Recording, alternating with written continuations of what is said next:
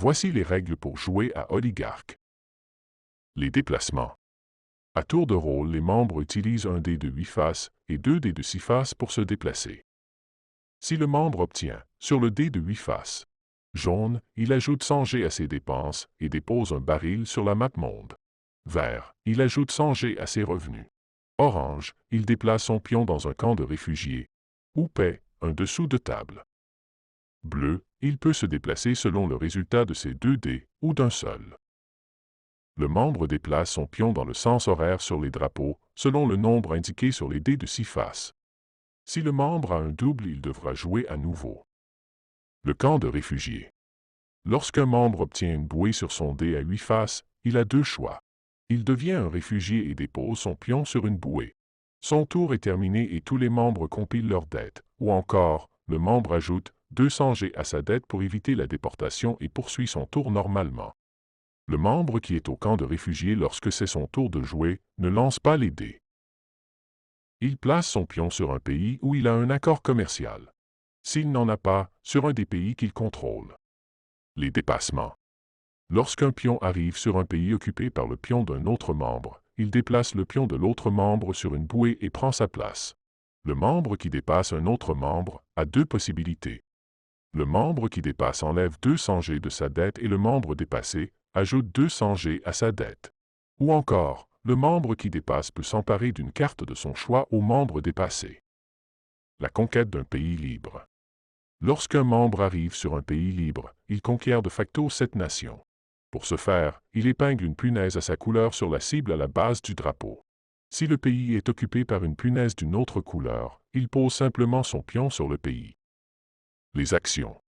Un membre peut exercer à son tour de jouer autant d'actions que ses cartes le lui permettent. Les cartes. Vous piochez une carte de couleur au moment où vous arrivez sur un pays marqué d'une pastille rouge, bleue ou verte. Si la pastille est blanche, vous pouvez acheter une carte pour 200 G. L'action indiquée sur la carte piochée est prioritaire, le jeu se poursuit normalement, après l'exécution de l'action spécifiée.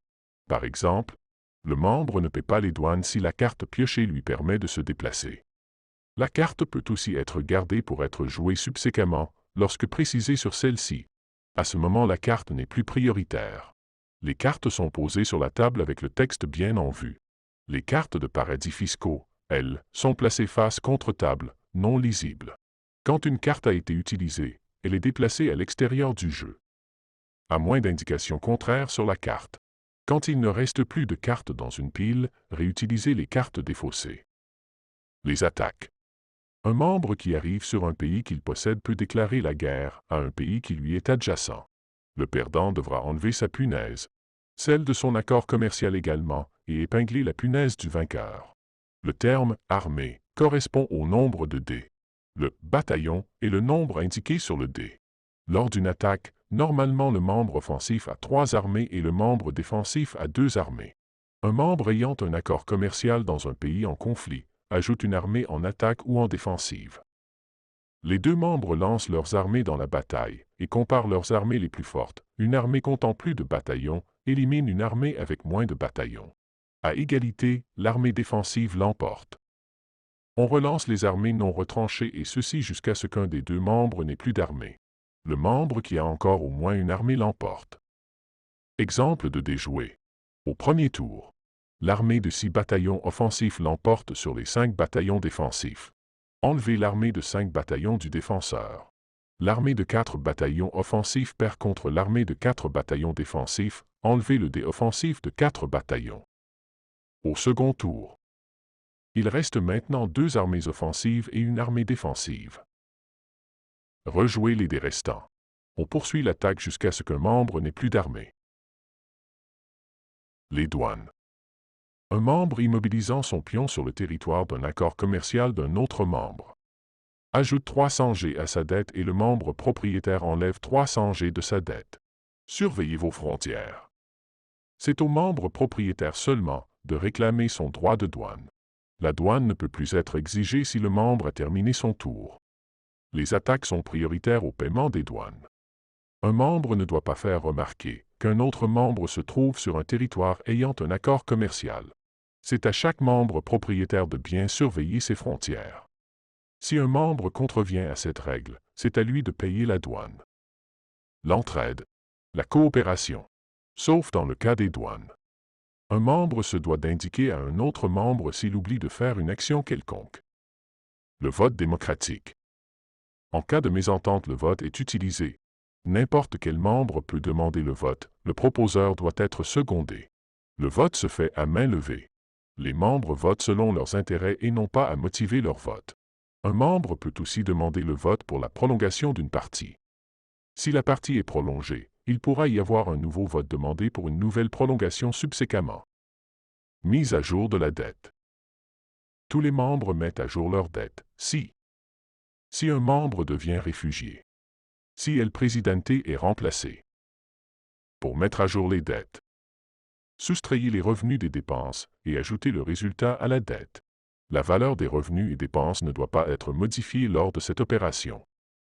Les produits toxiques. Les barils doivent être entreposés sur la map monde, la limite d'entreposage est le dernier cercle de la map monde. Vous devez vous débarrasser d'un baril lorsque votre dé à 8 faces est jaune, et ajouter également 100 G à votre dette. Attention! Si des barils s'aimantent au moment où le membre place son baril, il garde son baril et ceux qui se sont aimantés ainsi que tous ceux touchant la limite.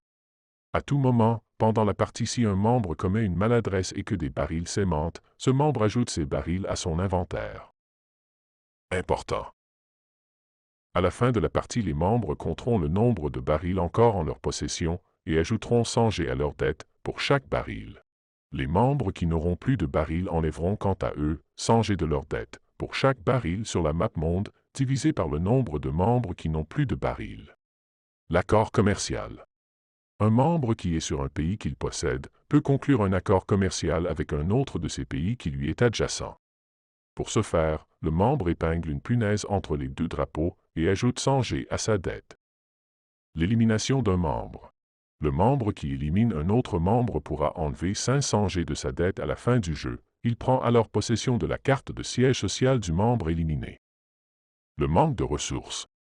Un membre qui n'a plus de punaise et qui doit en utiliser une, doit prendre une punaise sur un de ces pays, le pays devient libre. S'il a un accord commercial sur le pays, il le perd également. La destitution.